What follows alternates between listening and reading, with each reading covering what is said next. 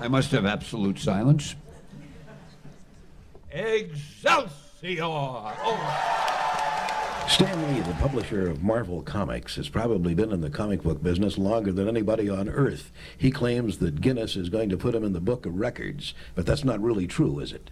Well, they very well might. You know, as I had mentioned earlier, I think that I've probably written more stories that have been published than anybody who's ever lived. I was about 17 and a half years old. I heard that this publishing company was looking for an assistant, and I didn't know that this had anything to do with comics. I just knocked on the door and I said, "Anybody want an assistant?"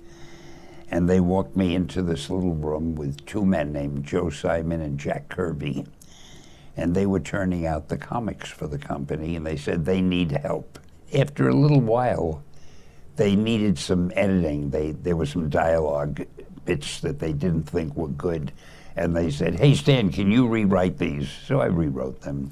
And after another little while, I was ending up writing stories for them. That is a flat-out lie. Ever. We could just ask the next schmuck who walks through, "Hey, sir, hi." I really don't care. As long as I get a good cameo. Call my agent. Savvy. My favorite cameo, and I know everybody is waiting with bated breath, is the one I did in the Thor movie, where he's having a very potent drink, and I'm standing next to Thor, and I say, "Hey, let me have some of that," and he says, "No, you can't drink that. It's too strong for you." Yeah. And no, I can handle it. So he gives me a drink, and in the next scene, they're carrying me out. Yeah. Now you're saying to yourself, why is that his favorite cameo? It's no big deal, and now I'm going to answer that question. It's my favorite cameo. You probably didn't think of this. You wouldn't have thought of it. I would never. I don't Never think. think of it. Because it's my only cameo that had two scenes. First, me with Thor with the drink, Yeah. and then being carried out. Now, I hope that'll give the various directors and producers the idea that Stan is more than a one-scene kind of guy.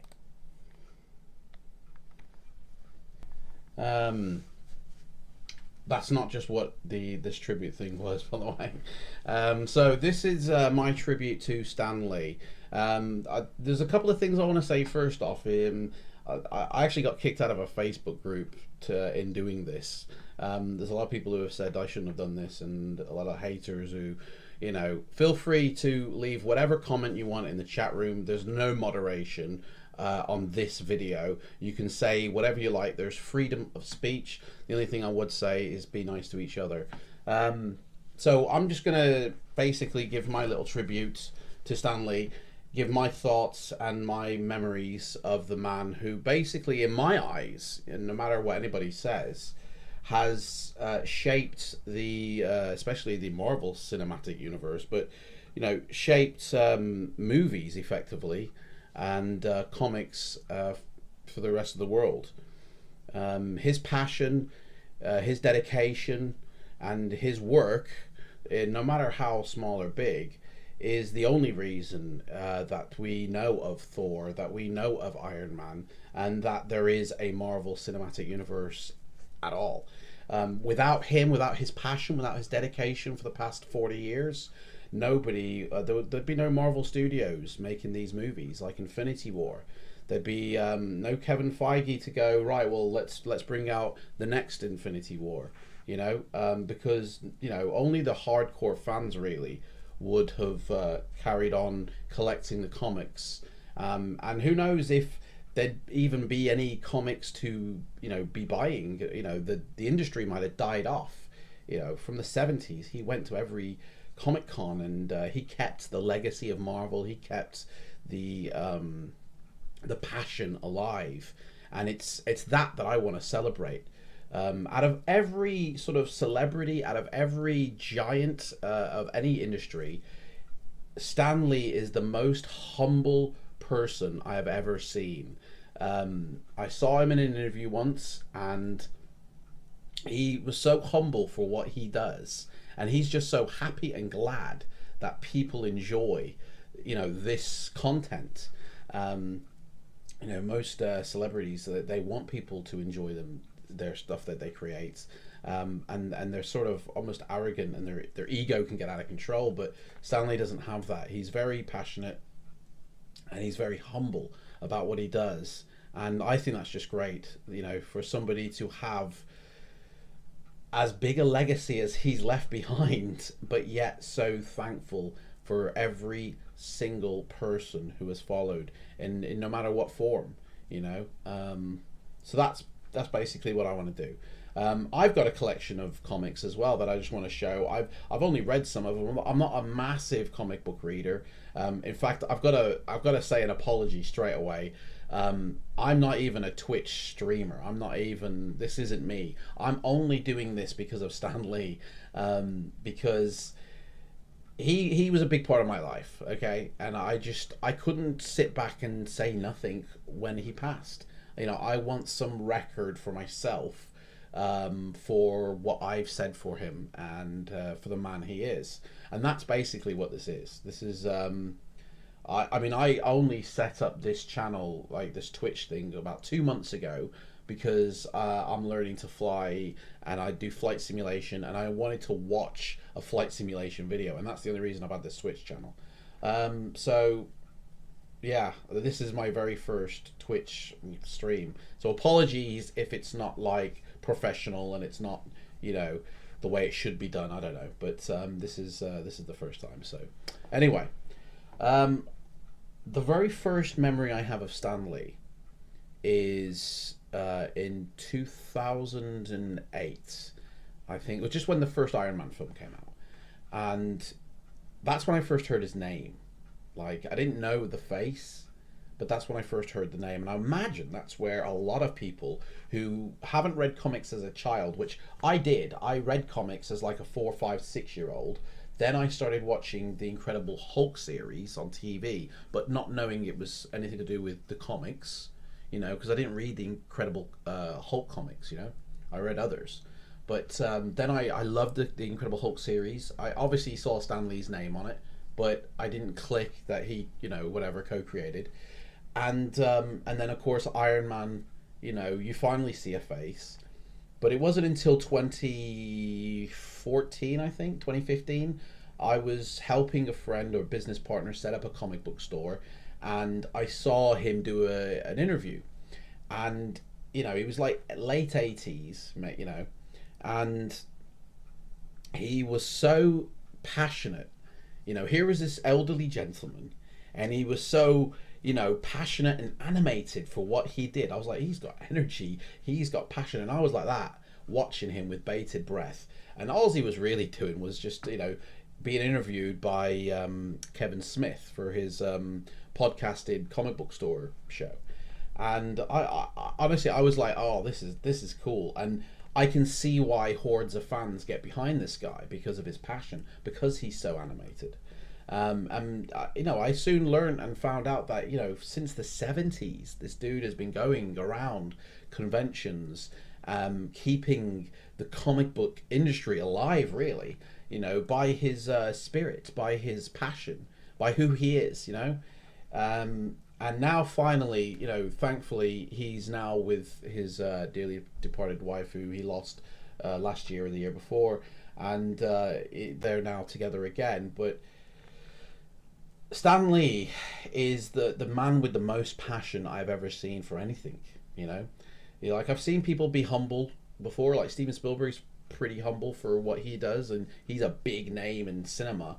But Stan Lee, he's got passion and he's humble, and that's just a very rare combination. So, but that's where I first remember seeing him from. It was about 2015 in an interview, and then he resigned, I think, from going to conventions like a couple of years ago. But yeah, and it's the words he uses as well, you know, like like fabulous or extraordinary or amazing. These adjectives he uses is just so, like, inspiring. It makes you feel good inside, you know. It's not just Spider-Man, it's the amazing Spider-Man, you know. And it's like, it really gets you going, you know. It really gets you going. So anyway, as I say, I you know, as a child I read comics, but I read English comics. I didn't read Marvel American comics until much later. And I actually only own one actual true comic. The rest are graphic novels, just simply because I haven't got the space to buy or collect comics. But I bought one. I think it was when Age of Ultron first came out, and I went and bought this one, Avengers Assemble. First one though, War in the Microverse, right? And this is actually pretty cool. The artwork in here, the panels, it really is pretty cool. And I didn't even know that Spider-Man was like first in the the Avengers until I read this, and I was like, oh right, so I wonder if he'll ever play in the Avengers in the future. And now we've got him in the Avengers. But this one came out in it must have been 2014, because that's when I first, June 2014, issue 32. It's a bit worn, but that's where I first read, and this is my first and only actual comic book, and it really taught me something. I can really see why people collect these. This is number 32, so there's 31 stories previous to this, because this is just a slice of an overall story arc.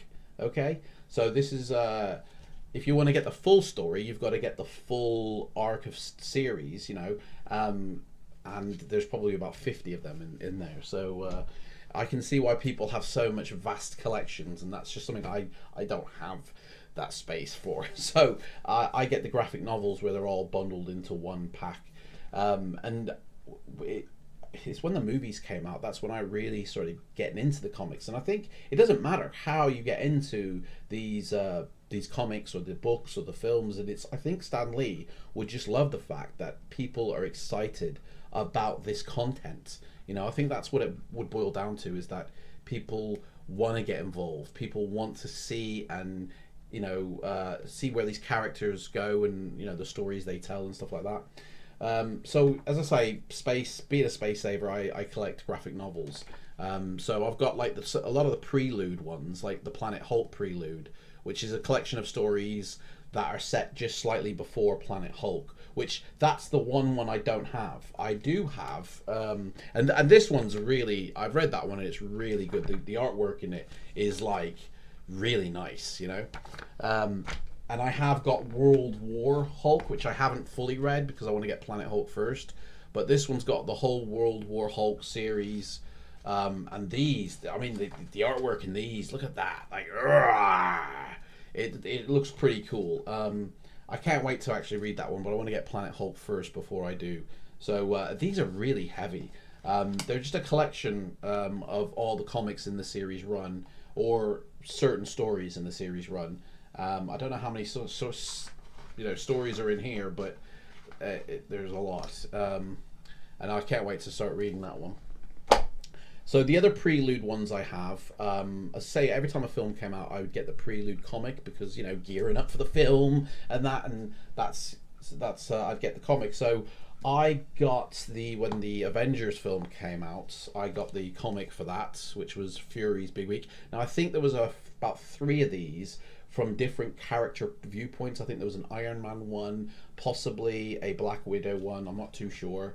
I might be confusing that with the Age of Ultron series, but it basically charts what this character was up to, which by the looks of it, getting out of bed, what this character got up to the week before the events of the film then took off. So the week before the Avengers Assemble film, that's what Nick Fury got up to. And these are pretty cool as well. These are like an extension of the film before the film.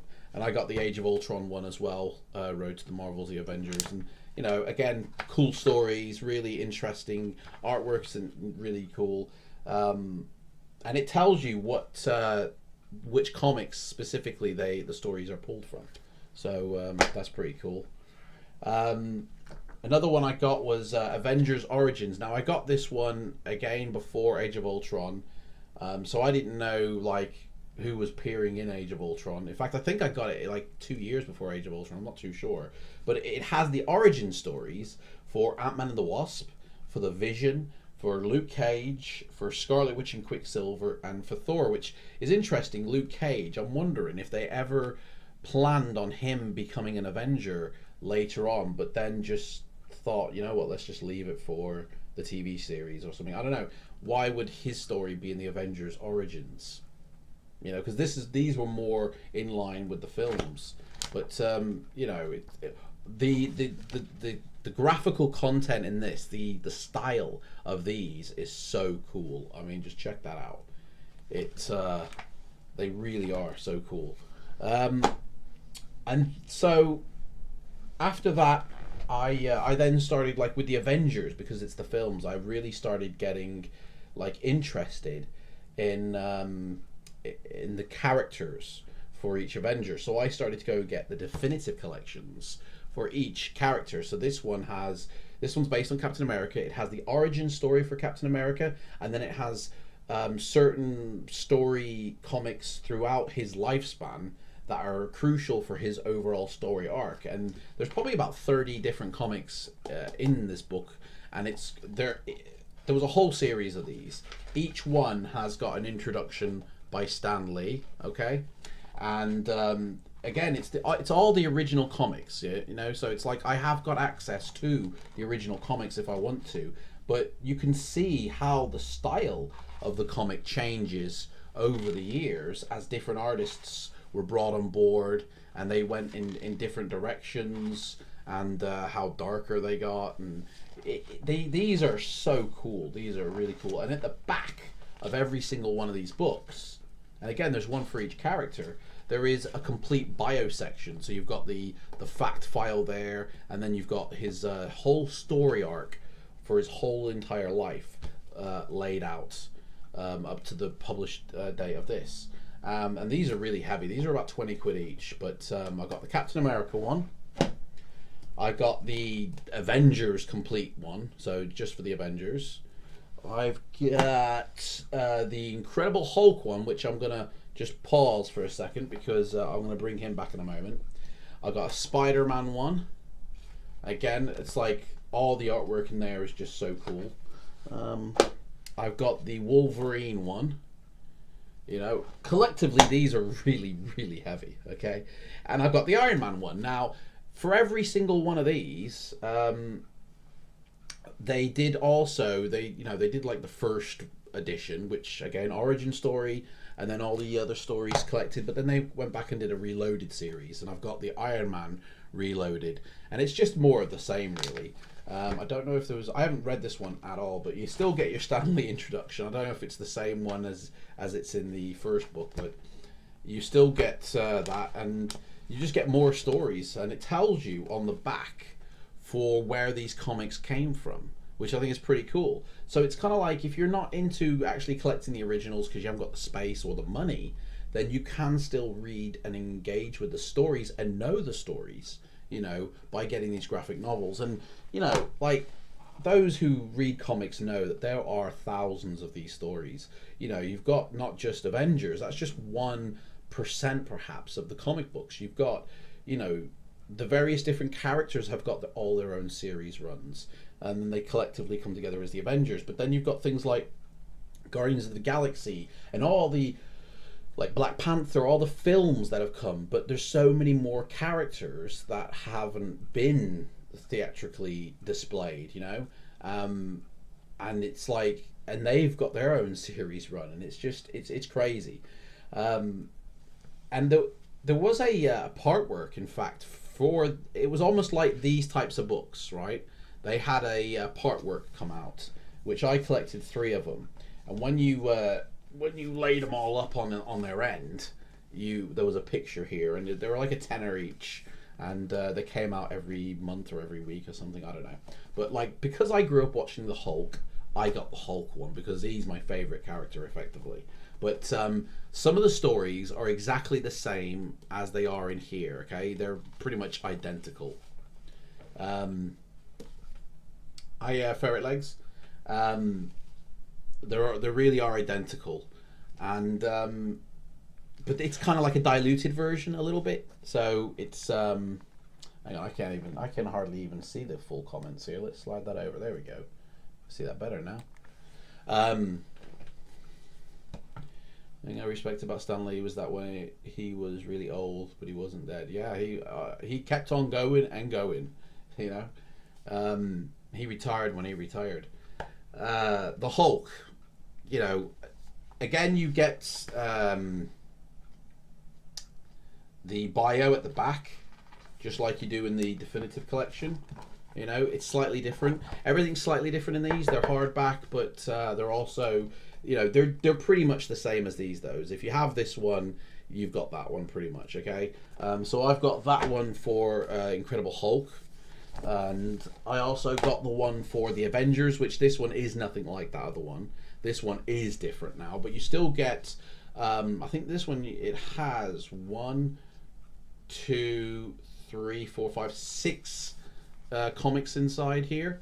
Probably the Origin one. I haven't actually read this one. I only got it really because I wanted to.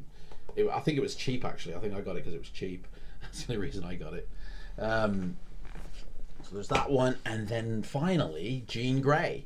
I got Jean Grey's book here, which features X-Men Origins, Jean Grey, and all new X-Men 1 to 5. So there's 6 comics, and it always gives you the pictures of the comics that it features on the back here. So there's the 6 from the Avengers. You can see that. And from the Hulk, there's the comic run for the comics that they feature in. So yeah, the Hulk series. If there was any comic book series that I'd want to collect, I think it would be the Hulk one. I think that one would be the one that I'd like to get the most. So so that's basically all the comics that I own. I mean, I do have Star Wars ones, but that's nothing to do with Stanley. But they're all the ones that I collected, and the one main thing I love about Stanley is his passion and dedication for what he does. And I do try and instill the passion for what I do and the dedication to completing a goal, you know, because of him really. And that's why I've made this tribute, because he really has set like a work ethic for me, you know, something to live up to. You know, I work part-time at a cinema, which literally is next door to where I live, and I write children's books, and I love playing games, and I'm learning to fly. But it's like all these things I'm doing, I can easily just go, you know, forget that, forget this, forget that. I'm just getting over the flu, so you have to forgive me. But it's like Stanley's dedication to what he does is what keeps me going in all these different directions, you know, and keep doing what I do. So Stanley, thank you very much for your passion. Thank you very much for you dedicating your entire life to what is amounted as drawings and telling stories and keeping the world entertained. Thank you very much, Stanley. God bless. Well, I used to be a photographer.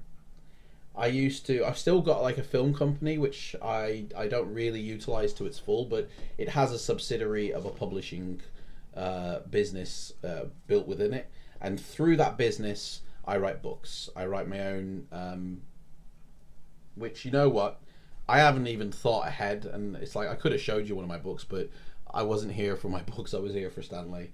So if you go to Amazon, you can find under my name, Adam J. Pestridge, my books. They're adventure books. They're basically like choose your own adventure, where there's a story, kind of like the Marvel comics, you know, where there's a character. You're the character though, and then you make the decisions in the story. You fight the monsters, you live or die, you survive. You're the hero of the story. And I got one coming out in December, and I've got one coming out next year, and there's about 3 out already, so it's early days, but that's what I do, I would say mainly. I'm also learning to fly. I've got a whole flight simulation thing set up here. There's a big yoke in front of me with a big throttle thing here with a telly and everything. So that's what I'm doing. As well as that, I work part-time next door at the local cinema, because I love films as well. I love watching the Marvel films. I've got loads on 4K. I've got loads on Blu-ray. I've got none on VHS, I'm sorry. You know, I have got VHS though, but I've got none. I don't even think any of them appeared on VHS. But yeah. So that's basically me. I also love playing video games as well. At the moment I'm playing Red Dead Redemption 2. As I say, I'm a writer by trade, and that's not my writing book, so I don't know why I picked it up. But my writing book, again, it's in the other room. I haven't planned to showcase anything of my stuff, but right now I'm working on a new trilogy of books where you're a renegade and you're tracking down this group of bandits, and you know, it's kind of like Red Dead Redemption 2 in the fact that you can do tracking and hunting and stuff like that, but you want to get to them before they get to a city, and when they do get to the city, you're not allowed in, so you've got to go underneath the city in the dungeons and try and survive there. But I don't want to spoil it, but yeah, that's coming out next year. So yeah, but yeah, retro games. I love playing games, video games, retro games. I love, my first game console was the NES, right? And in fact, you know what? It's like, yeah, I should do a few of them, because I've got this device over here. I don't know if I can bring it out. No, I can't bring it out. But it's a little box about yay big, and it's got basically every single retro game console and every game on it. And I use like original controllers, which again I don't think I have to hand. I'd have to go get them out the wardrobe. But and basically I can play all the retro games. And you know what? There must be Marvel. There must be like Marvel games in like Nintendo. In fact, like let's have a look on. Let's manage your channel directly from your phone. It's pretty cool. Let's say I'm finding out all sorts of new stuff about Twitch here. I'm not a Twitch streamer, so yeah. Let's see. What does it say? 2 followers, 34 views. Welcome to the chat room. All right. Okay. Cool. What was I doing? I was looking up Marvel games, Marvel NES games. Yeah, I had an NES. I love playing the NES. I've had the N64. I've had the GameCube. I've had the PlayStation 2, PlayStation 3, and now the PlayStation 4. But my sister's boyfriend had the Super NES, and we used to play on that a lot. NES Marvel games. There must be comic book games. Like I never played any, but there must be. Here we go. Captain America, Spider-Man, The Uncanny X-Men, The Punisher, Wolverine. God, there's loads. List of video games based on Marvel comics. There we go. So they go back to 1982. You've got Spider-Man, Hulk. Oh my gosh. Fantastic Four. Howard the Duck. Captain America. There's loads. Right, you know what? I think what I'll be doing is I might even... let's see. I'll have to do it tomorrow though, I think, because I've got stuff to do today. Tomorrow, I'm going to hook up my NES, and I'm going to play a few Marvel games on there. And obviously, I'll have it to where you can see me playing the game and that. And we'll see what happens. We'll see how we get on. So it's Stanley Week, is what it is. Okay. And I will, yeah. I'll play a few Stan Lee games, basically. A few Marvel games. So, there we go. I've never done a tribute to anybody. This is, well, apart from family members who have departed. But this is my first one for any celebrity. So, that I've allowed others to watch me do. So yeah, I think to be honest, that's it. I mean, I'm not a Twitch streamer, so I'm not gonna sit here just rabbiting on without anybody watching. So I'll tell you what, tomorrow, if you're watching this tomorrow, there'll be a game playthrough for Stan Lee. Feel free to join in the chat. I'll be playing I won't be playing all day because I've got work in the morning until 1:30. So we'll do it at 2:30. Okay, 2:30 until about dinner time. So about 3 or 4 hours tomorrow, we're going to play through a few video games. Okay, so thanks for watching this. Take care, everyone. I've got to stop streaming somehow now. Time to sign off and say Excelsior! I'm doing what I enjoy doing. It's like other men like to play golf, so they play golf every chance they can. So you don't say to them, how come you're playing golf today? You played last week. It was the same with me. To me, it is such fun creating characters, writing stories, even doing interviews, even though I can't hear most of what the guy says to me. But it's an exciting life, and when you do something that you know the fans seem to enjoy, that gives you such satisfaction, you don't want to stop. There was one time, and I don't even remember, it might have been the Fantastic Four or some other book. We had a story that I thought wasn't that good, but we were stuck with it. We had to send it out. There was the due date. I didn't have time to do it over. And on the cover, I wrote a little note. I don't remember the exact words, but something like, hey kids, I've got to admit this isn't the best story we've ever done. But we've given you so many good ones before, we think you owe it to us to buy this one also. Everybody thought I was crazy, you know. That book sold better than most of the others in that period.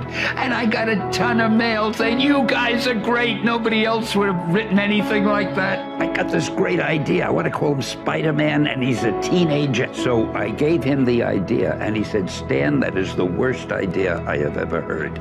He said, first of all, people hate spiders. You can't call a hero Spider-Man. Secondly, he said, he can't be a teenager. Teenagers are only sidekicks.